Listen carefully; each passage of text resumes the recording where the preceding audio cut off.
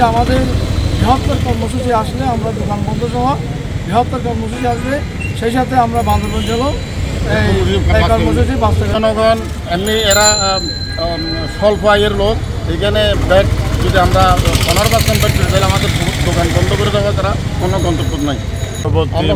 কেন্দ্রীয় যেভাবে আমাদের ঘোষণার সিদ্ধান্ত আসে আমরা সেইভাবে আমরা এগিয়ে যাব। আর এখানে হচ্ছে আপনার পাহাড়ি যে ব্যবসা বাণিজ্যের একটা পরিস্থিতি, কক্সবাজার আপনার লোকসংখ্যা অনেক শত শত, এখানে কোনো লোকসংখ্যা নাই, প্রত্যেকটা স্পট বন্ধ। এই কর্মসূচি এটা হচ্ছে কি আমাদের কেন্দ্রীয় কর্মসূচি। আগে আমাদের ব্যাটের মোটরের ব্যাট ছিল 5%, এখন হঠাৎ করে 15% বাড়িয়ে দিয়ে গেছে। এখন বান্দরবানের যে পাহাড়ি জনপদ ব্যবসা বাণিজ্য আমরা এই 5% ভ্যাট দিয়ে আমাদের বান্দরবানের ব্যবসা করে টিকে থাকতে কষ্ট হয়। আমরা 12 মাসের মধ্যে 3 মাস ঠিক মতো ব্যবসা করতে পারি না। এখন আমরা আহ্বান জানাচ্ছি, আমরা 5% ভ্যাট দিয়ে বর্তমান ব্যবসা টিকানো অনেক কষ্ট।